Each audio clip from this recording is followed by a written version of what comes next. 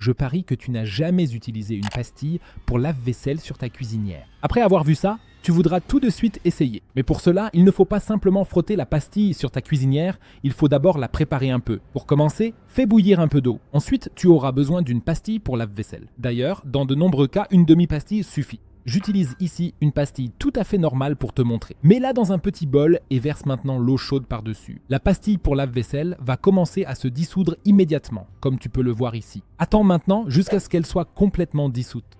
L'eau a maintenant visiblement changé de couleur et tu peux alors, à l'étape suivante, utiliser le tout sur ta cuisinière. Soit tu prends un chiffon et tu le trempes dans le mélange, soit je vais te montrer tout de suite une autre méthode. Car tu connais sûrement aussi cette situation. Quand tu cuisines quelque chose qui déborde, cela fait que des résidus brûlent fortement sur ta cuisinière et tu n'as sûrement pas envie de frotter péniblement pour tout enlever.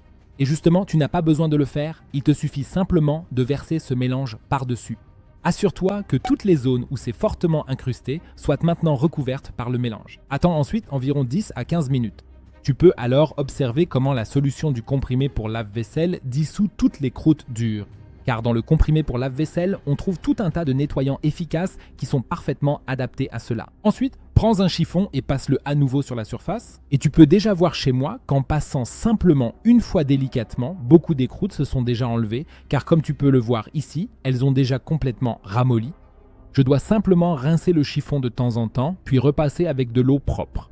De cette façon, j'arrive à enlever même les taches les plus tenaces et incrustées en très peu de temps, et la plaque de cuisson est complètement propre, comme tu peux le voir ici chez moi. Donc si toi aussi tu n'as pas envie de frotter ta plaque de cuisson, essaie absolument cette méthode.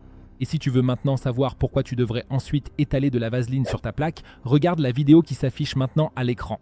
Clique directement dessus